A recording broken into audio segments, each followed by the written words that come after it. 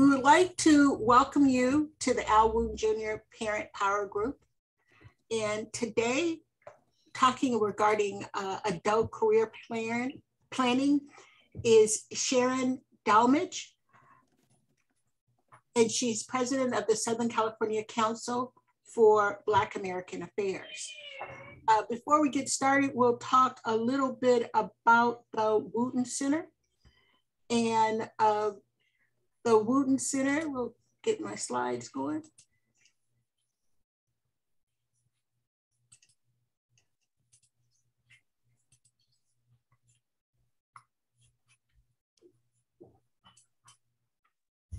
The Al Wooten Jr. Center is a nonprofit organization that was founded by Myrtle Frey Rump in 1990 in honor of her son killed in a drive-by shooting. The center provides free after-school summer programs for students in grades 3 to 12 in the South Los Angeles area. The Parent Power Group workshops are presented in partnership with the Green Foundation and other donors, which can be found at our website, www.wootencenter.org/donors.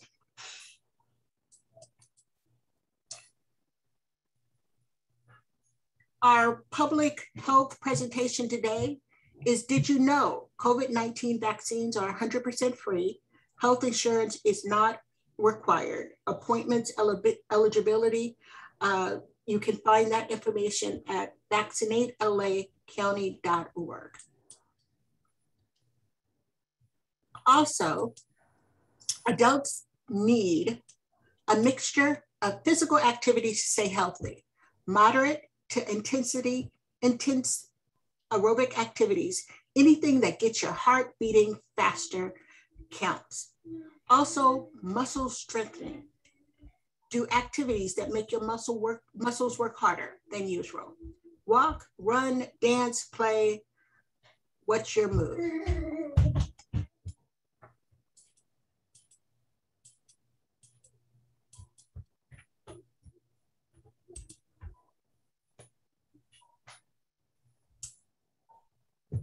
And now I would like to introduce Sharon. And Sharon, could you tell our group a bit about yourself? Hi, everyone. My name is Sharon Dalmage, and I'm the president of Southern California Council on Black American Affairs, short for SCCBAA. And SCCBAA has been around for the last 30 years or so. And it was created because we saw that at the time, not we, because I wasn't around at that time, but at the time, the founders saw that there was a need to provide professional development to the Black community so that we could increase the number of Black professionals who work in higher education. Because as we all know, Black students, their success rates increase when they see more people in the classroom and just around on campus that look like themselves. The other goal that the organization has is to increase the literacy rates in K through 12 and just provide support services to K-12 students and their parents in order to, again, increase the number of students that are attaining college degrees. And so with that, SCCBAA has partnered with the Wooten Center for the last, I think this is our second year working with the Wooten Center in joining forces and providing mentorships to the students at the Wooten Center. And last year we provided a couple of scholarships to mentees who participated in our program. My other hat is that I'm Dean of Academic Affairs at Los Angeles Pierce College. And I won't bore you with all of the departments that are under my supervision because it will get boring, but I've had that hat for about 5 years. And I've also been working in higher education at various community colleges for the last 15 years. I've been hanging on to 15 years, but it's been since 2001. So a little bit more than 15 years. I was invited today to correct me if I'm wrong, just to talk a little bit about adult education and professional development and so on for parents at the Wooten Center.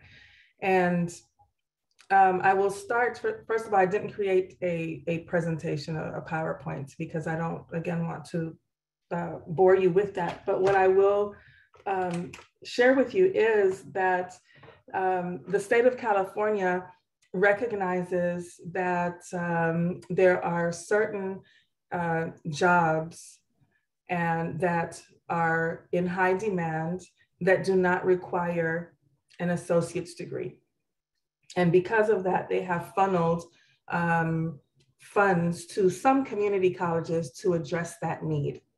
And I start there because while college and higher education for our youth is definitely something that we promote, when we're talking about adults who are either going back into the workforce because they've been raising the kids for, for quite some time, or they're needing to change careers because of whatever reason, then I like to talk about adult education, which typically is retooling the skills that you already have, or sharpening those skills, or preparing yourself for a career that is in demand and doesn't require you to stop your life, stop what you're doing, and commit yourself to 4 years of at a university. All of this information that I'm sharing is backed by the labor market data.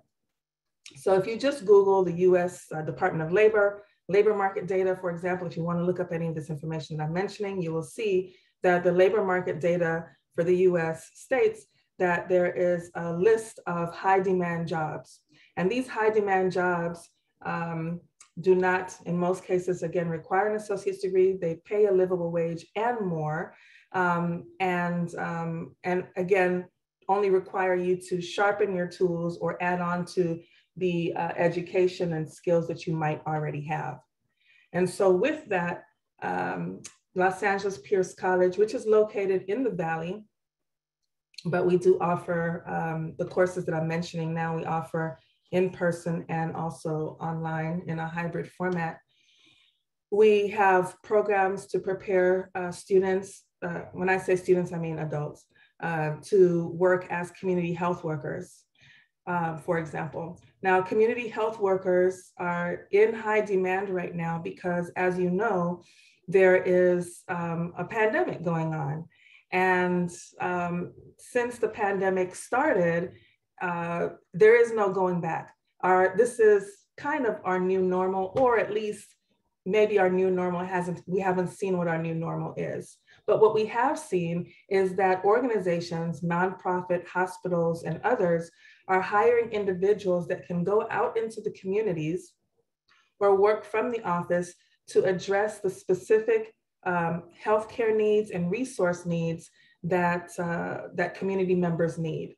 So for example, you'll have the Black community, let's say in the Los Angeles area or the Crenshaw area. Some of you might have, I don't know if it's still there, but there was a Covered California office located in the Crenshaw Mall.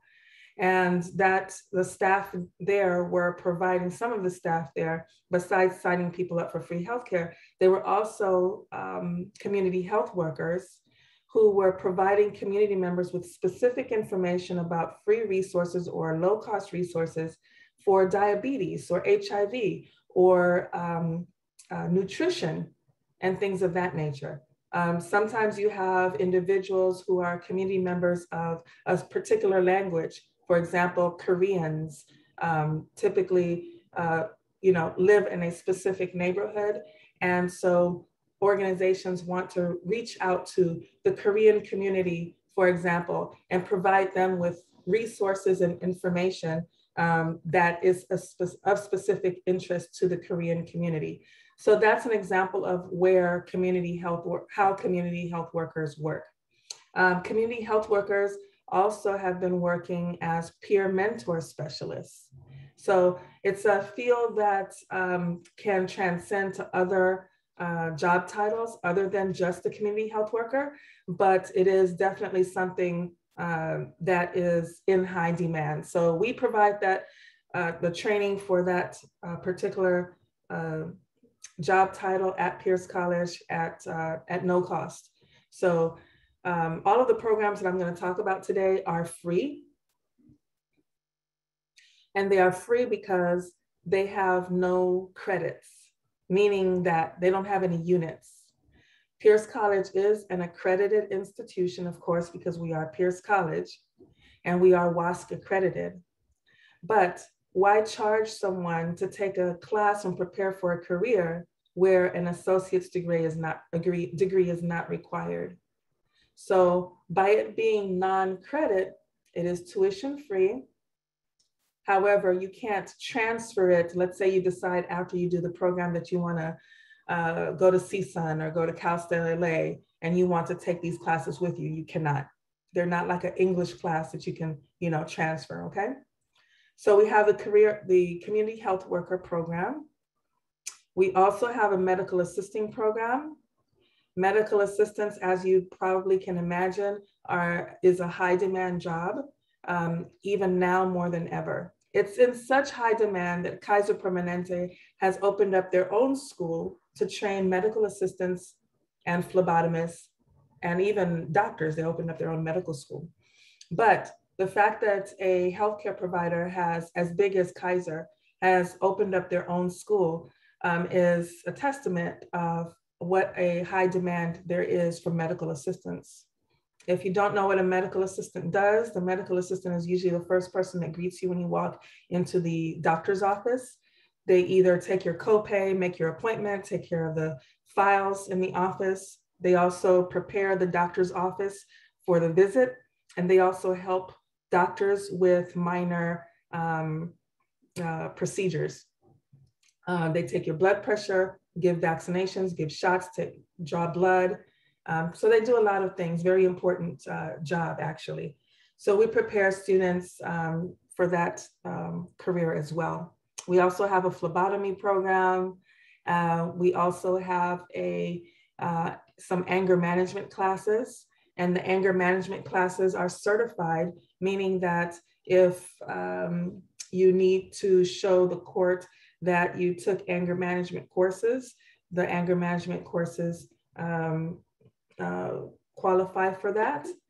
And when you think about most jobs could use some anger management training, because in our anger management classes, we cover how do you recognize anger, not only in yourself, and how do you take a different course of action, but how do you recognize anger in the consumer? It's such a hot and a high demand skill that now the Nursing Board of California requires that all nurses in nursing school take some education in anger management. So all of the nursing students, for example, at Pierce College, before they're admitted into the nursing program, they have to complete a course in anger management. So we provide a certificate of completion in anger management. Some of these certificates that I'm mentioning, like anger management, you're not going to find a job in anger management. But what you are going to be able to do is add the anger management certificate and the skills that you're learning on top of whatever skills you already have or any other type of education that you have. Because it's all about, when you're going back into the workforce, how can you differentiate yourself from the other applicant? So I'll ask this question: how many applications, if you're applying for a job online, how many applications is that employer receiving for that one job? Probably hundreds. Probably 300 or 400, especially now in the climate that we are in. So how do you make your application look different? What makes your application and your resume look different than those hundreds of other ones? How is your resume going to beat all of the algorithms that the software is built with to weed out applications and resumes that it's not interested in? So the anger management certificate, for example, is something that you can add to your resume and and differentiate yourself from the other applicants. We also provide job search assistance and a job coach. So any of these certificate programs that you enroll in, we provide you with a job coach and job search assistance.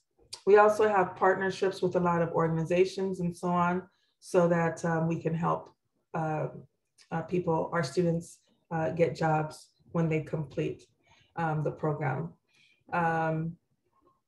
So I'll stop there and see if anyone has any questions, because I feel like I've been talking for quite a bit.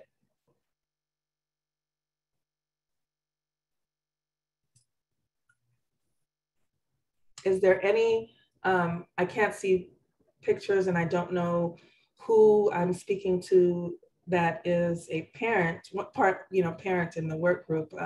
Does anyone have any specific question about a job field or an experience that they've had recently as they're trying to, navigate through the job market? Right now, it seems like there's so many different places hiring, and you would think standing out is definitely important. When I was thinking, when you're talking about your certificate in anger management, you think there's so many professional organizations that anger management would help them right now. Because even when you're like in the store dealing with the public, sometimes you see people that are, working there, getting a little upset. And so you can see how that would definitely come in handy.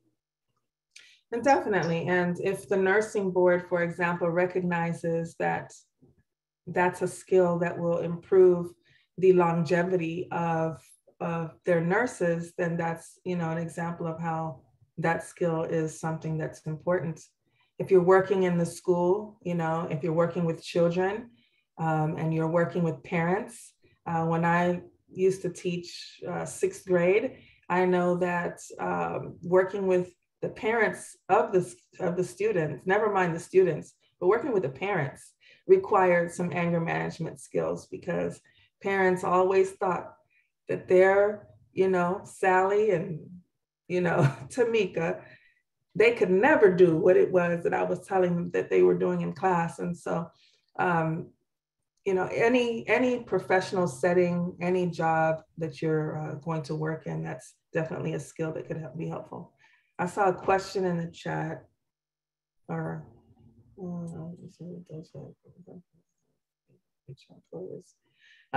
actually, we do.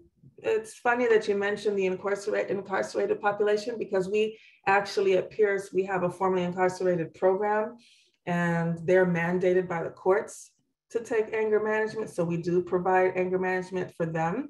But when we teach anger management to the formerly incarcerated, we teach it in a whole different way. And when we have the classes for the formerly incarcerated, we have it in a cohort so that it's only that population, because their perspective for anger management are completely different. Employers do not associate anger management classes with the formerly incarcerated population.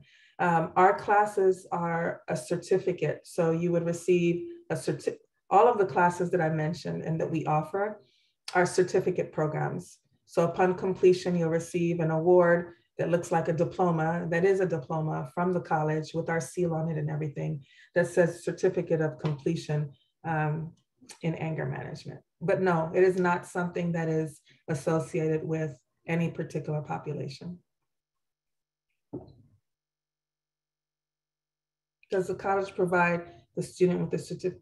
Yes, so I just mentioned that yes, each certificate program consists of certain classes, and upon successfully completing them, then they will receive a certificate of completion.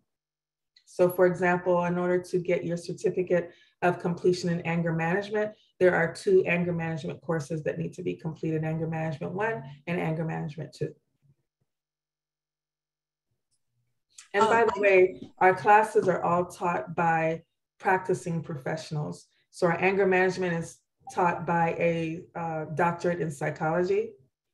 All of our health programs are taught by registered nurses. So all of and our community health program is also taught by a doctorate in psychology as well. I know a lot of people going back or entering into the workforce after they've been out for a while feel a little behind on technology. Is there classes that kind of bring people up to speed in terms of the programs that are being used now? Yes. Different applications. Yes, we also have classes on computer skills. The computer skills classes are not free. However, Southwest College, they do have free computer classes. These are basic, very, very basic computer skills classes that Southwest College has that are tuition free. But if you're interested in something that's a little bit more advanced, then those classes are with tuition. How many classes does a student have to complete for the medical assisting program? The medical assisting program at Pierce College is a total of 9 classes. That sounds like a lot, but it isn't, because you can finish the program in between 6 to 12 months. And again, it's tuition free. If you were to take the program at American Career College or any other college, you're talking about $30,000. And the reason that we broke it up into classes is because we wanted the employers to be able to look at the student's transcript and see the various topics that were included in the certificate. For example, the medical assisting program includes a class in medical terminology. It includes a class in medical, computerized medical records.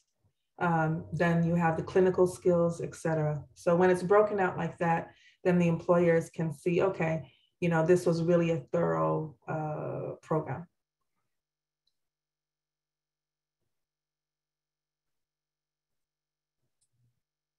And out of curiosity, how much is community college these days?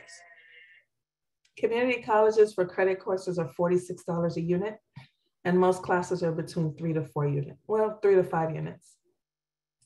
So it's in relationship to even some of the technical colleges and other like 4-year colleges is still relatively expensive, not relatively reasonable, in relationship to cost. Like, for example, if someone wanted to take a course in addition to the free classes, it's not that expensive. It's very cheap, $46 a unit. So with an associate's degree, on the average, it's going to be around between $7,000 and $8,000. Now, community colleges, so nearest to the Wooten Center is Southwest College, for example. And then a little further out is Trade Tech College. And both of those colleges offer, and all of our colleges offer associate's degrees, and some of us even offer bachelor's degrees. So Southwest College doesn't offer a bachelor's degree, but West LA College offers a bachelor's degree in dental assistant. And they're actually very popular, and that dental assistant program is renowned, has a very long wait list. But if you're interested in getting a degree in English, math, and automotive, almost one of the sciences, you can definitely go to any of the 9 community colleges in Los Angeles and get an associate's degree at an affordable price. And there is financial aid available. My son is going to Trade Tech, and so we're constantly getting information regarding financial aid for different groups of people. There is financial aid available, and at this point, depending on your circumstance, most of that $7,000 to $8,000 could end up being half of that, or even free, depending on your circumstance. For example, there are various programs like the EOPS program. I forget what that stands for. But if you have children, for example, young children who are in daycare, or if a student is receiving social services benefits and so on, then that would automatically provide a waive the cost for the tuition. For high school age students, most students who, after they graduate, they'll receive 1 to 2 years of free tuition at community colleges for an associate's degree. So again, in Los Angeles, most high school students, after they graduate at their home community college. So for example, if you live nearest to Southwest College, then at Southwest College, you would receive 1 to 2 years of free tuition. It's called the Promise Program. And you just need to contact your local community college and look under student services, and you'll see the Promise Program. And typically, in order to participate in the Promise Program, they have a summer bridge program in the summer after your student graduates. So if your student's graduating in 2022, then they would need to participate in the summer bridge in June and July at that college. You can also talk to your high school counselor to get more information, but yeah. Also, I've seen veterans departments at the community colleges, and I know some of the veterans and their spouses, there's benefits for them. I just recently saw that. Yeah, veterans typically know that they have their GI Bill. And so if you have a GI Bill, then you can definitely use that at the community college. Not all community colleges have a veterans center on campus. Mm-hmm. Trade Tech does, and Trade Tech has a strong veterans program there, as does Pierce College. So in addition to using the GI, ooh, I forgot my stove is on. I'm sorry, just a moment.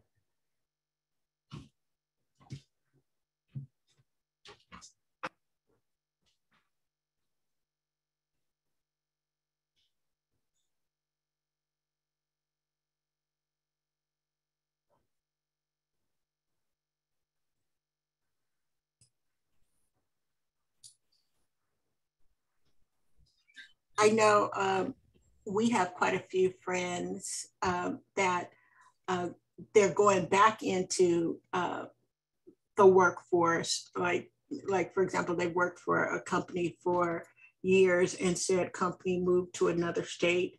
And so folks are, entering back into the workforce.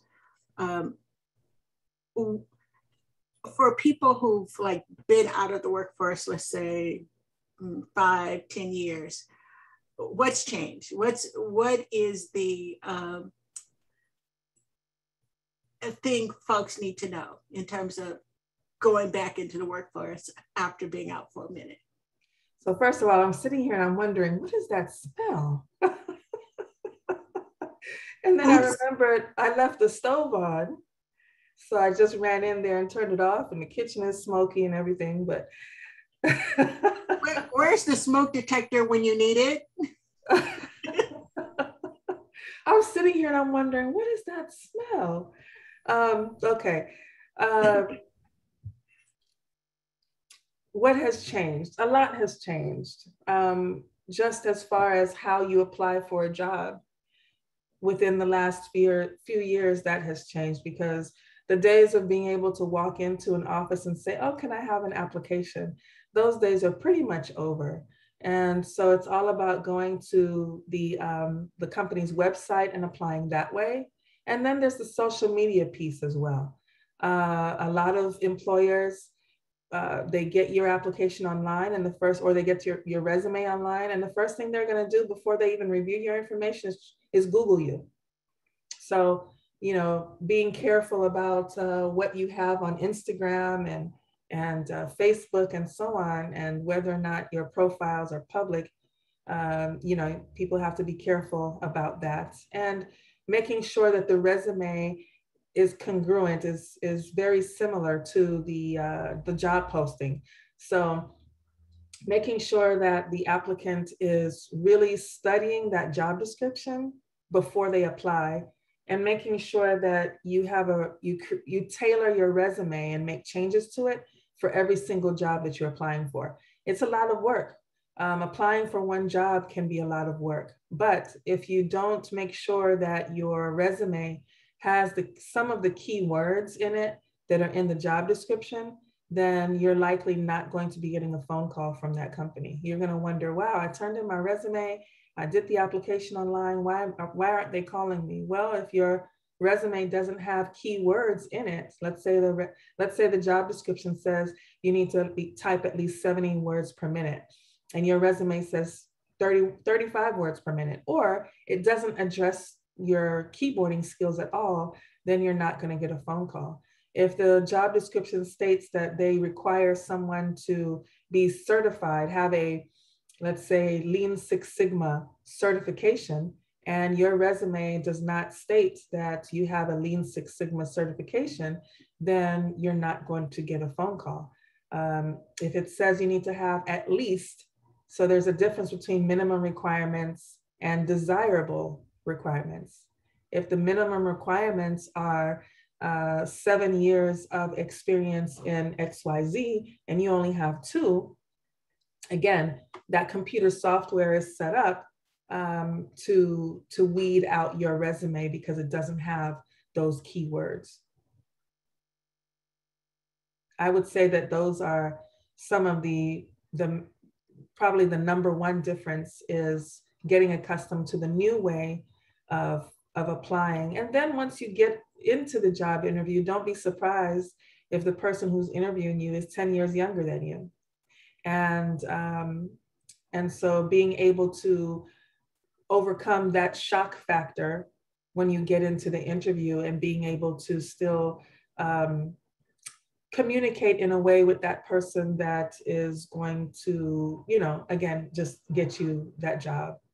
The other thing I think that has changed is probably the way that you dress, maybe just a little bit, because I think that at a certain time it was about, for women, for example, I remember when I used to go to job interviews, I made sure I only wore dark colors. I wore black, navy blue. And I think that's something that still remains the same.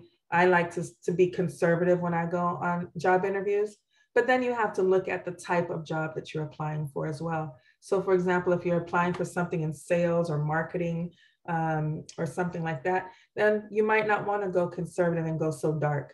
You might want to, put something on that's going to pop a little bit in order to communicate that, again, you're doing sales and marketing and so on. So things like that, there are some of the little things that really matter. I was in a HR class workshop recently, and believe it or not, they said that they discourage women from wearing high heels to the job interview. And the reason is because, now you can take this with a grain of salt, or, however you want to take it. But the opinion is that if the people in the interview room hear the heels coming down the hallway, before you come into the room, they already know that it's a woman.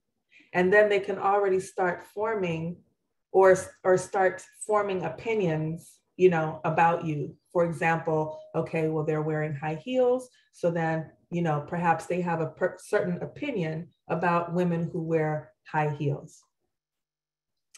I think that's a little bit too deep, but that's something that we, discussed in a hiring workshop recently. I think that something that has changed also is just being prepared for anything that might happen in the job interview. For example, I'll give you an example of something I experienced. Many years ago, I was in a job interview at a college, and I walked into the room and I didn't expect 20 people to be on the hiring committee. There was a big, long, round, rectangular table, and there were 20 people sitting there, and they each had a question to ask me. I knew that I would have to have a PowerPoint presentation. I had the PowerPoint presentation. I knew what I needed to present. And I'm going through my PowerPoint presentation. Someone at the table says to me, "We already know that. Tell us something new." So I had prepared and, this PowerPoint presentation, done all of my research, but now I had to completely switch gears. This is an extreme example, but still, it happens. I had to completely switch gears and talk about something different that wasn't in my PowerPoint presentation, because the person at the table did not want to hear what I had to say about that particular topic. So I'm saying that to say to just be ready for anything and do your homework before your job interview. Quick question, do people practice interviewing? It used to be you practice interviewing with someone that that interviewed people. Is that still a thing? We have short classes that help you sharpen your skills on job interviewing, prepping your resume and all of that stuff, and even creating your LinkedIn profile and all of that, because now some employers expect to see your LinkedIn profile address on your resume and expect you to have a LinkedIn profile. So we do mock interviews and so on, because interviewing is a skill. And being able to have a conversation with an employer, whoever's interviewing you, and being able to switch gears really quickly when they ask you certain questions is a skill. And knowing what not to say is a skill. For example, I was interviewing someone and the person told me, this was recently, this adult, when I told them to tell me something about themselves, they said, "Well, I have 3 kids and, their dad isn't in their life, and et cetera, et cetera." And in my head, I'm thinking, OMG, why is she telling me this, right? Because all of those personal things that you share, again, form a opinion by the employer, because now the employer, and I think it's in human nature, you're thinking, I did end up hiring her. But when she told me that, in my head, I was thinking, is she going to be able to get to work on time because she has these kids and she doesn't have the help? Is she going to be leaving work because, she has childcare issues, et cetera? So knowing what to say and what not to say is also a skill. Now, I hired her because I didn't want to be biased and because everything else on her package looked well and she interviewed well. But guess what? Today was her first day of work. And guess what she did? She said, "Can I not come in today because I forgot my daughter has a doctor's appointment?"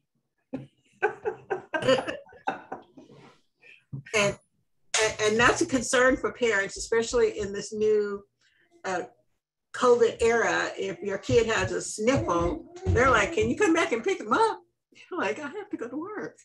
Hey, life happens and we all have situations, but you don't talk about that in job interviews.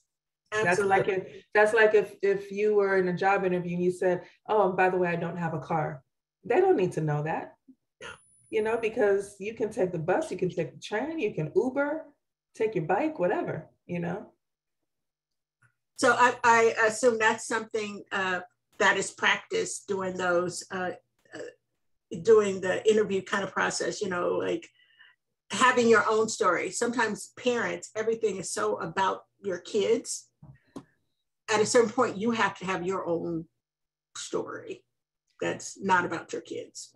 In our workshops, we practice a 3-minute elevator speech. And so every student in our class needs to create an elevator speech so that when you are answering that question, tell me a little bit about yourself. And when I make sure now that when I'm interviewing people and I ask that question, I emphasize the question this way. "So tell me a little bit about yourself, Sharon, and as it relates to this position." And when I add that as it relates to this position, people still go on and on most of the time. And I have to stop them and say, interrupt them so that we can get to the rest of the interview.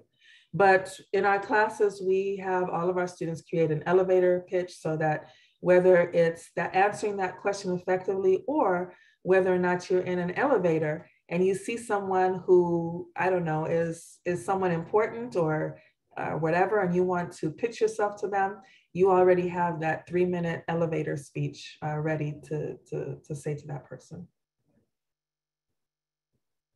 So it's definitely something that you need to practice. I think the days of going in to a job interview and winging it, those days are over, because the competition is so tough. There are so many people interviewing for that job. And you have to think about the fact that you're also competing against people who already are internal applicants, people who already work at the company and have to interview for the job. So they have a leg up on you because they already know, you know, the ins and outs of the company and all of that. So you need to be able to prove that you are the best person for that job.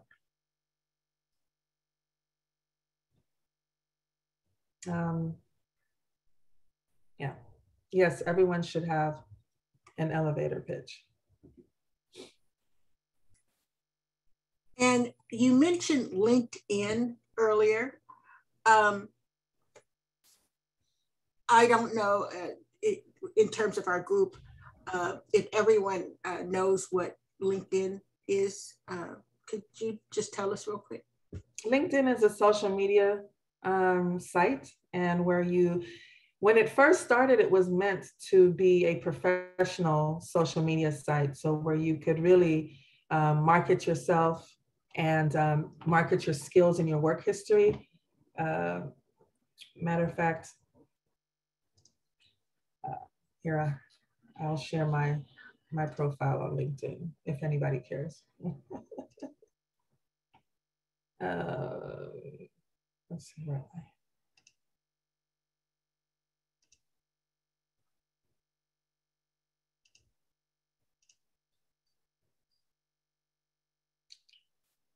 So this is my LinkedIn page. And when employers look at your LinkedIn, so LinkedIn is not only where you can promote yourself, but it's also a way where you can network with other people. So you can add yourself to other organizations that are on LinkedIn, or you can network with other people who, let's say I know I want to work for Nestle, but and I already applied to the company, but maybe I want to try to make some type of connection with the HR department or someone at Nestle.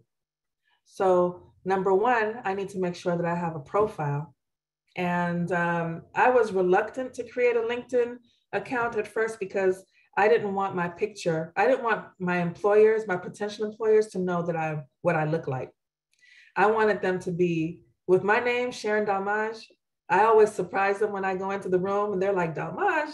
And I've actually heard they've said it to me. Oh, it's such a unique last name. Where did it come from? Because they weren't expecting to see me show up. So I was reluctant to create a LinkedIn profile, but I thought, hey, you know what? So I did. So you see my position there. And then I'll just scroll down to the job experience. So I'm able to put all of my job experience here, and I'm able to put my education here. Anything that I want to highlight, my licenses, certification, my volunteer experience, special skills and endorsements.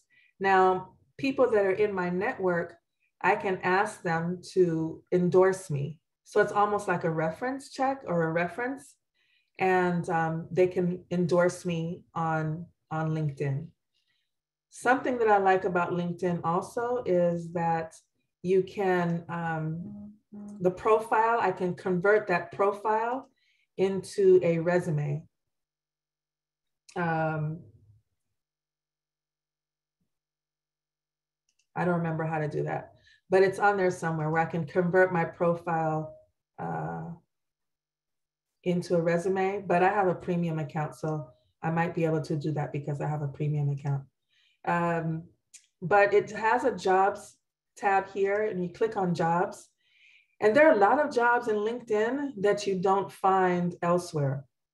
So even with the free account, you have the access to the jobs, and you can see a variety of jobs that will pop up based on your profile. So the LinkedIn algorithm is looking at my job history, and then it's recommending jobs for me based on my job history.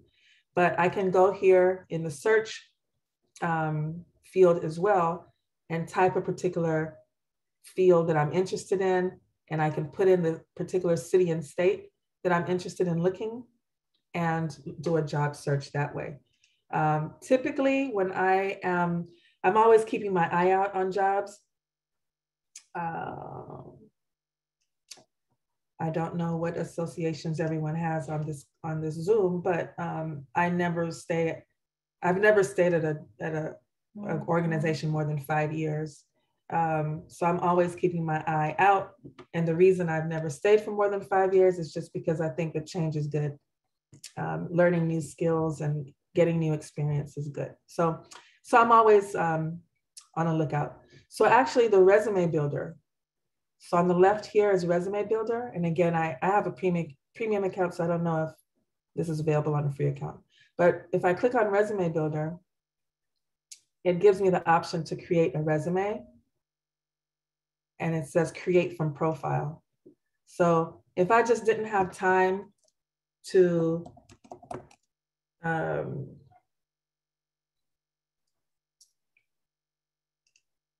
create one from scratch,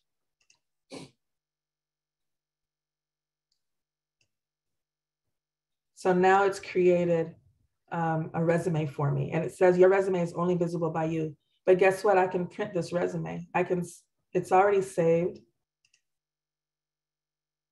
and this is how the resume would look. I think that's pretty good for not having to sit down and create a resume from scratch.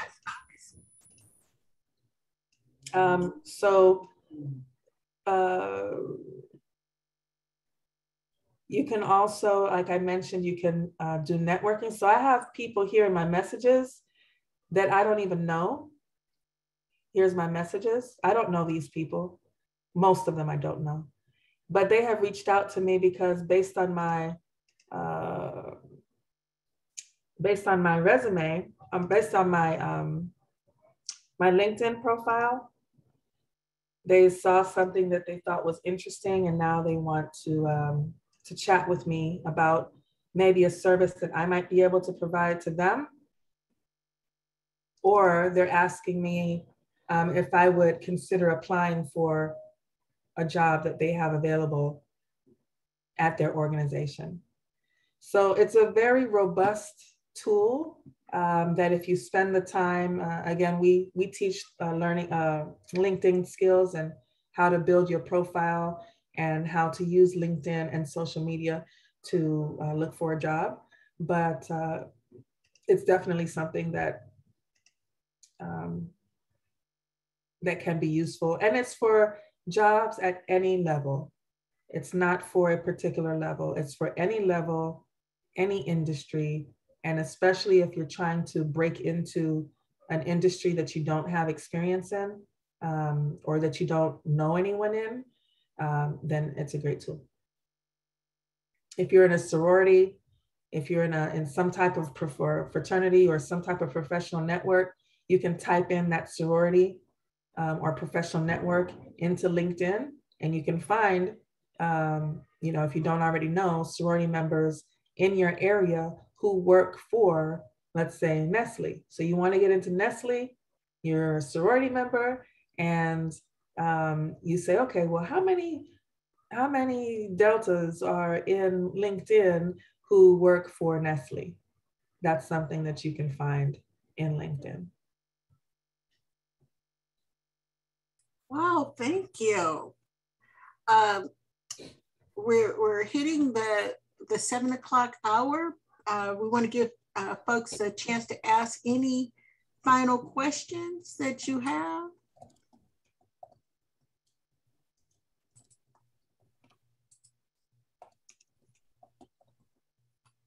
Okay, well, before we go, we'll go tell you a bit more about Act Now, COVID Help Hub. So if you need any COVID-19 support or services, definitely contact the Green Foundation. Feel free to take a picture of this if you know anyone that needs these services. Sharon, we thank you so much. You provided such great information. Not only do we have the session now, but we also record it. So a lot of folks come back and go over the recordings afterwards and are able to take advantage of this wonderful information. And if I'm not mistaken, I think your group also helps students with college applications. You guys do a lot of community service in terms of helping students. And the Wooten Center would definitely want to thank you for that. Because, you know, as parents, this is a very overwhelming time, you know, college application season. So all the help that you can get is truly appreciated. So we definitely want to thank you, and thank you for taking the time to come with us tonight. We're really sorry about the smoke in your house. About that. I will say that, you know, I was talking to Miss Naomi about perhaps bringing one of our free classes to the Wooten Center. So if any of you are interested in any of the classes that I mentioned before, specifically, we were talking about possibly bringing the community health worker program and or the job preparation. So getting your resume together and interview skills. So if that's something, those two areas are of interest to you, please funnel that information to Ms. Naomi as we continue to have those conversations. And everyone, before we leave, if you could put your name and zip code in the chat, we would greatly appreciate that for our grant records. And also know that we have Monday sessions, although we're not going to have one next week, it's a holiday. But we do have Monday parent power groups, and we definitely appreciate your attendance. So once again, thank you all. And this was so wonderful, Sharon. Thank you for having me. Everyone have a great evening.